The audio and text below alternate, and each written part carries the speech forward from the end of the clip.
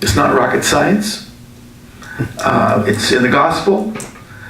You know, Pope Francis has said a lot of things lately, and a few people say, where did he get that idea? Well, he got it from Jesus is where he got it. And is that not, or is it what we are about? You know, being concerned, being people, men and women, for others. Because that's what it is to follow Christ. Because Christ was the exemplar of the man for others. That's why he redeemed us. So I think that's the challenge. And so we need to kind of get at this and realize how important the moment of reform the church is living right now, because it's quite radical reform. It's quite a radical reform, because the Holy Father is bringing us back really to something pretty simple, which is the message of Jesus. Well, thank you very much, Father. Now, you must know that we have a special sort of program for executive committee members called Cenas Informales, where we sort of like have dinner with VIPs, which is why we paid for Roger. And in that dinner, he told us this wonderful story in Brazil, that there was a private sector group that was very much in solidarity with their community. And so if you could just expound or explain that story, because I mean, a lot of people think there's only solidarity between people, but I think there could also be solidarity between an institution and a community. Right. I mean, I was just thinking about that example or one like it.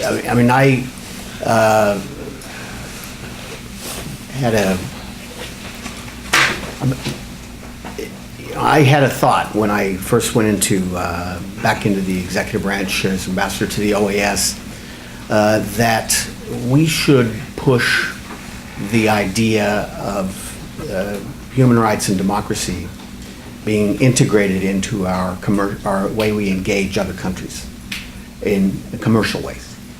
And it should be part of trade agreements. If a country doesn't have the rule of law, you can't build a market economy. It's impossible. I insisted that we were going to make this part of the official policy of our administration. But the doctrine of the Republican Party traditionally was we don't mix human rights and democracy, the politics, the political side, with commercial engagement. Part of it was that they were trying to justify engaging China, and they didn't want to make conditioned trade relationships based on human rights and democracy. But I insisted, and it came down from the top eventually that President Bush was saying the same thing, that you can't have commercial relationships without the rule of law and without representative democracy. You can, but you can't maximize the potential, and you can't share the opportunities of economic growth with people from all walks of life, and therefore it's less sustainable. So there are the purists who will say, look, a companies' interests really shouldn't be necessarily in the welfare of their employees. They're supposed to be delivering for the bottom line, for their stockholders. And so some of my libertarian friends go crazy. I'm a visiting fellow at the American Enterprise Institute, so they go crazy when I talk about corporate social responsibility. And they say that a corporation's only responsibility is to deliver value for its stockholders. But I think that's nonsense, because you see example after example where a company can be more productive when it does right by its employees, and you have a stable workforce. The local officials won't dare mess with an employer who's doing right by his employees. Labor unions can barely get in if you're doing it right and if you care about your people. And one of these examples was near Fortaleza, Brazil, a privately held company, big employer, probably several thousand employees. They made cookies. It was a family company. And we visited the plant. They had basically an operation, a surgical theater. They had, in addition to, first aid and health care for their workers. They taught them how to paint. There was a library. They had theater where the employees put on plays. The employers, they had daycare, of course. What's more important to a mother who's going to work for the day than knowing how her kids are? Well, you got a sick kid, they're nearby and they're being taken care of. Or you have a toddler, they're nearby, they're being taken care of. You can visit them, you can breastfeed them. We now know that that's, Pope Francis has even held forth on breastfeeding.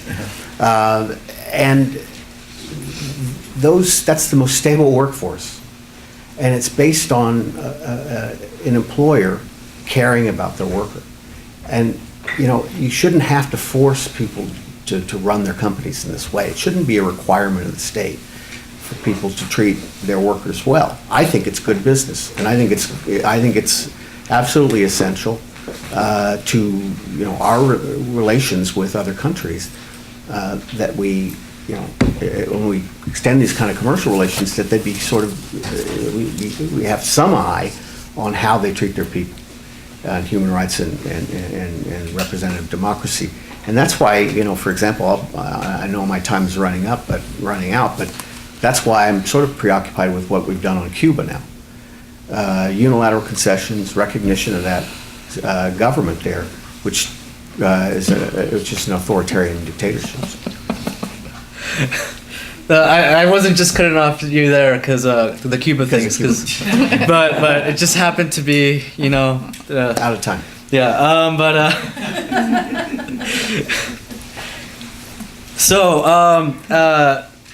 part of the forum, we are a Latino initiative, so we want to make sure everyone's involved. So we have a Q&A session also open to the audience. And so if you all have questions that you'd like to ask, raise your hand, make sure it's a question. Yes, I want to start with one of our executive committee members, Maria Luisa.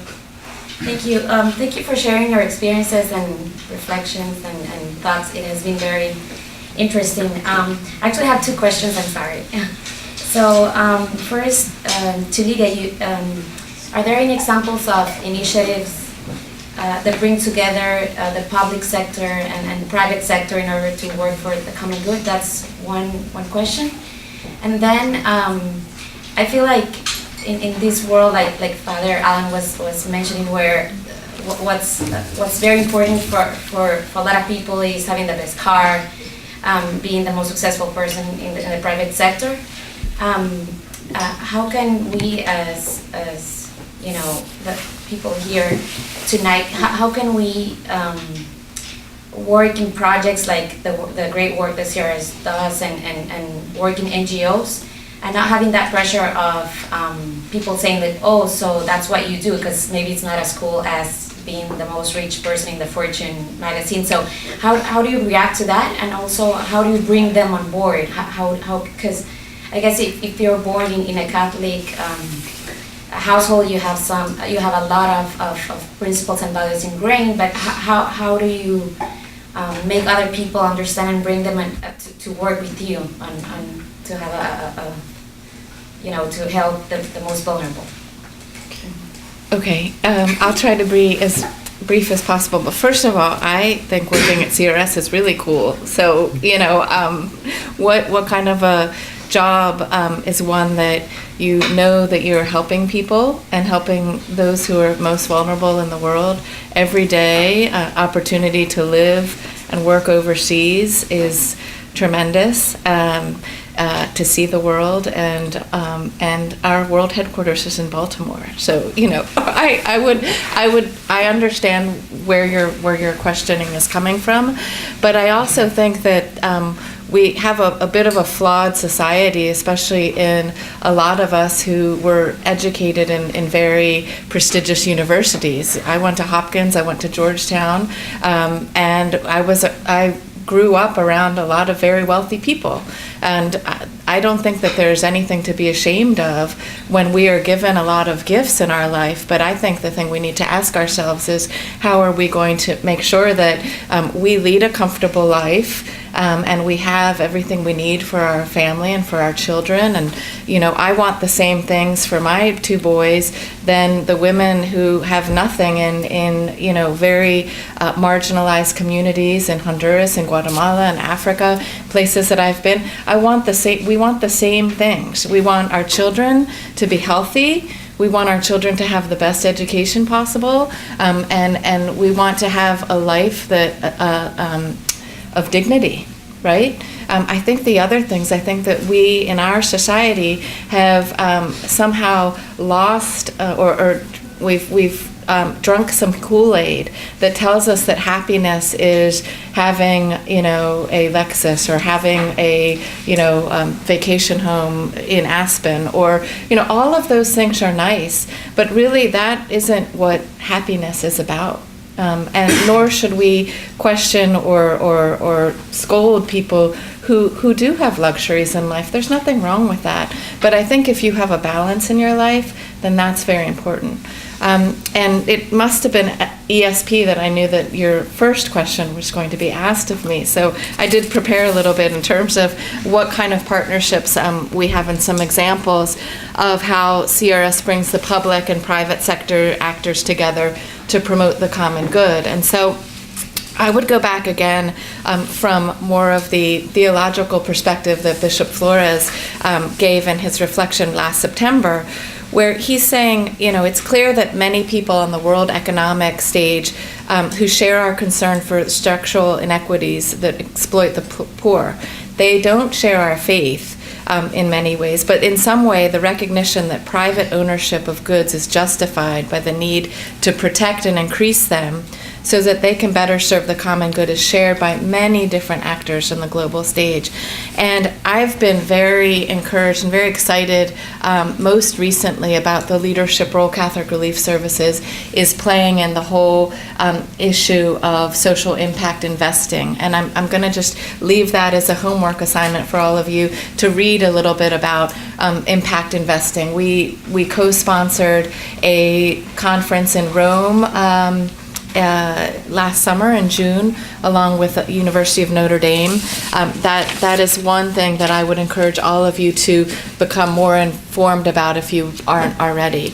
And then in terms of specific examples, in terms of public-private partnerships that I can share with you, we also at CRS believe that poverty and social injustice can only be solved by a concerted effort of public, private, and civil sector organizations working for and with the poor. So I think that we have a particular, we're in an excellent position to be facilitators among national, and local levels, in academia, in business, all of these things from our expertise in the 93 countries that we work, and also the fact that we've been around for 71 years. So there's quick examples, okay, of companies that I think you've all heard about. Walmart. So everybody knows who Walmart is, right? But you wouldn't think CRS and Walmart, well, we work very closely with Walmart. And in 2014, we signed an MOU with Walmart of Mexico and Central America to provide technical support for smallholder farmers to ensure that they can produce crops that meet Walmart's selection criteria. And they benefit, Walmart, the company benefits from identification and pre-positioning of farmers, organizations who are interested in becoming Walmart's suppliers.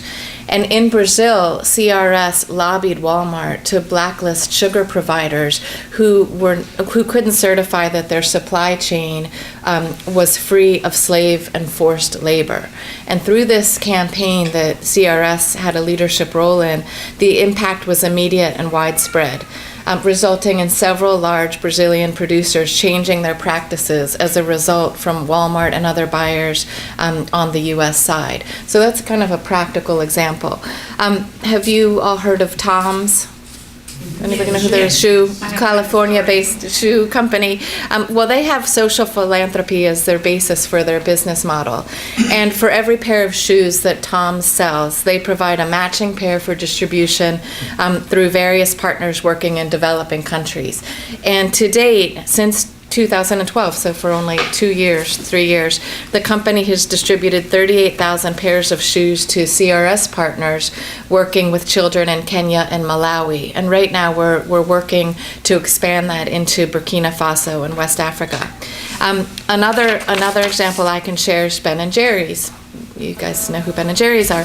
They invited CRS to help producers achieve a sustainable living in agriculture by building capacity, improving quality, and increasing exposure to global markets.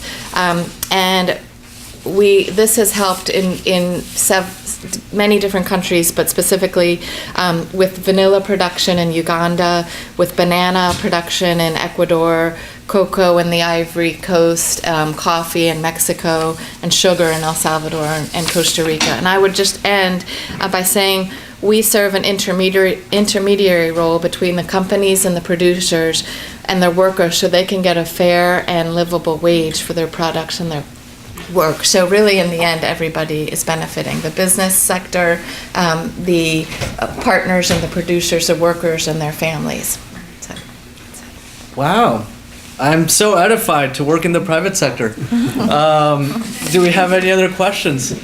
Christian, could you say where you're from and everything? Yes, hi, my name is Christian Gomez. I work at the Council of the Americas. And thank you all for your comments, very valuable. My question is sort of coming from the perspective of a young leader, or young Latino. My question is, at a younger age, it's very easy for me to dedicate my weekends and in fact, my job to social justice issues. And as I look towards starting a family of my own, and the job demands that have become very, very difficult, how does one actually seek that justice, aside from, going to mass and sort of having that faith, just in a very demanding world that many of us live in Washington, D.C., having attended a lot of these universities, feeling that push. I mean, I've been in the nonprofit sector for 12 years, but I still feel that push to say, okay, you should go to the private sector, what have you. So I feel like that challenge, especially with small children and sort of a lot of demands, how do we advance that quest for justice? Wow, so who wants to answer that quest? Do you want to take it, Father? Well, I go back to what I said earlier. I think that to the extent that somehow you're rooted in something even more than just your nuclear family, if you're part of a community, it could be a parish, it could be a small community, some kind of a faith community. In other words, Sunday Mass is great, but it's not enough to be a committed, engaged Catholic today, I'd say. So then the question is, what really will make a difference? So I think we need to have different forms of community. One of the reasons that the apostolic movements are so popular is that they do respond to this need. In other words, we don't necessarily find it in parish enough. So we need to add something, And there are a lot of groups out there like that working out of a sharing of faith also have a focus on service, of others. I just wanted to add, maybe pertinent to that, but pertinent to your question, one thing that we're seeing more and more in the university and in the church in terms of adult formation is that of all the ways that we help nurture the faith in people, the most important, the most effective way seems to be service engagement. You know, we see that a lot with young people because that's the one thing that will get people out of their kind of, you know, really narrow. They suddenly realize that there's a big world out there and it's more than what they experienced growing up, you know, and they get out of themselves. And that's related to the fact that change and conversion and spiritual growth is more a matter of affect, emotion, than it is what you know or intelligence. And so we live in a world that's moving out of a kind of enlightenment mentality where to be better I just need to know more stuff. But the problem is that you can know all kinds of things, but you're not going to be motivated necessarily to act on them. So what gets you to really, you know, what motivates? And there's nothing like reflection on real experience, you know? So to get back to your question, if you move into relationship with others in a bigger community besides just a nuclear family, I think there will be, even though you've got all these responsibilities of your work and your children and all these other things, you'll be motivated because motivation makes all the difference. Makes all the difference. I just wanted to jump in too, and I think that everyone is super busy, especially with careers, studying, families, etc., young children. But there's 4 things that we say very quickly, and it's like a mantra in my head always. We can pray. You can do that anytime, riding the metro. Learn, always be looking to learn more about poverty and injustice, especially for our brothers and sisters overseas. Act. It takes 30 seconds to send an email to your representative on an advocacy issue. It takes 2 seconds. And give as well. So giving of your time and talent and treasure. Sometimes giving of our time is tough, but there's other ways to give as well. So I think if we kind of think of those 4 things, pray, learn, act, give, everybody can fit in those things with not a whole lot of time. Would you like to add, Roger? Or? No, Okay, so our Q&A session is a little over because we have so many empanadas to eat. And Yeah. it would be an uncharitable act to keep us from them. There's going to be a presentation, but before the presentation, I would ask each of our panelists, and this has just been stunning. I mean, you think civil society, public life, ecclesial life. I mean, leaders that have done what they talk about. When you're going to get something special, and it's coffee. I would ask you, as the price for the coffee, if you were a young Latino in Washington, you're working at the World Bank, you're working on the Hill, you're working, you know, in a nonprofit, you're trying to raise some kids.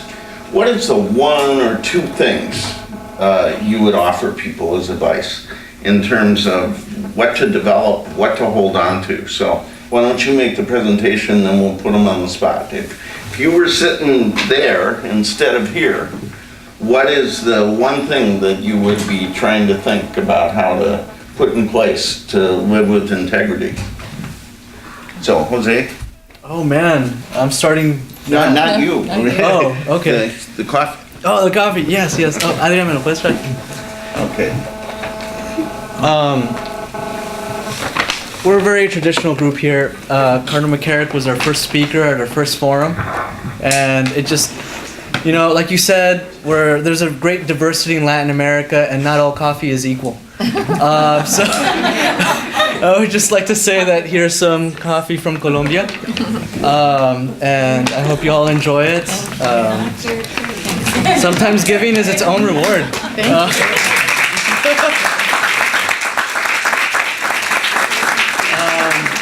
But But yes, please leave us with your advice. Well, I have just one little story from Pope Francis.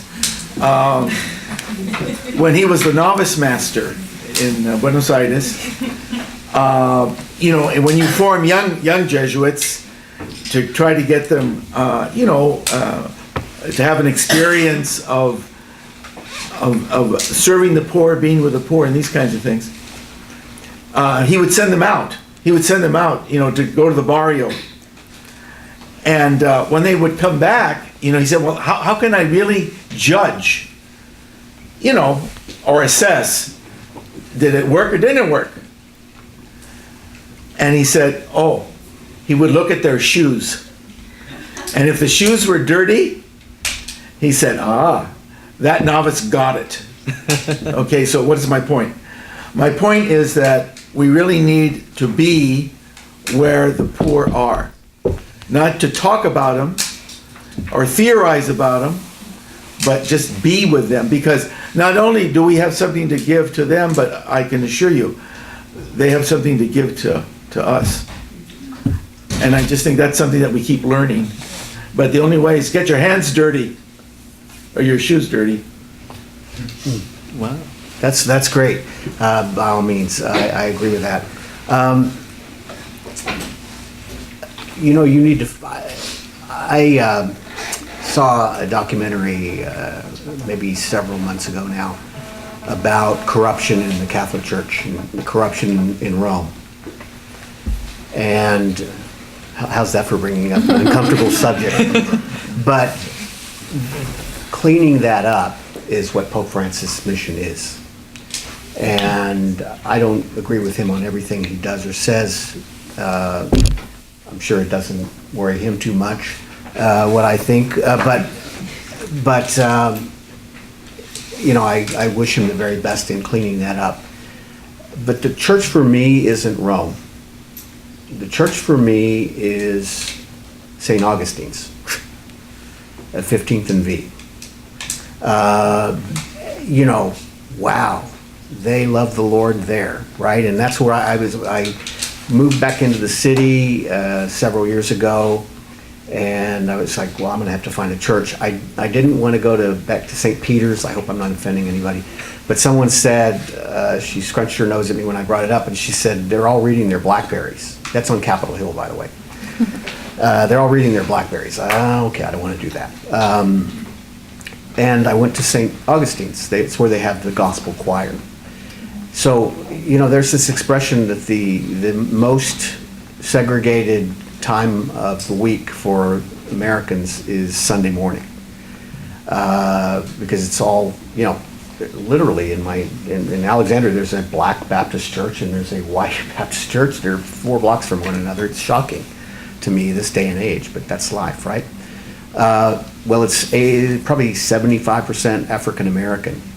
And boy, I went that first time and they talked about, the very first time they presented, the community presented gifts going away, packages for the students who are going off to college, good schools, from St. Augustine's School. St. Augustine's was established in 1858 to teach African American folks to read, and particularly young kids, because it was illegal to teach them. And so we literally were a school before we were a church. The church came a couple of years later. Right about the time I joined, the diocese was going to shut the school down, and they're going to make it sort of some values education and a charter school. And Father Pat, man, he was put on this earth to say, no, we're not going to do that. So that's now a parish school like the one I grew up in, run and sustained by the parish, not by the archdiocese. Probably 150 young kids, elementary school, right? And that's the community for me. That's the church to me. It isn't Rome, it's the people there, including a couple of great, 3 great preachers, Father Pat and Father Paul and Father Andrew. And that's, find that and then be part of that community and live that. I have I talk to young people and they say, man, I had everything under, they're having troubles. They call me when they have trouble, right? And they said, I had everything under control. And I was like, wow, you hate not to laugh at them when they're in distress, but you never have anything under control. And when things really get bad in your life is when you think you are in control. So that's another thing you need to learn, and lean on the Lord, and lean on this community, and lean on the church. Oh my. Yeah.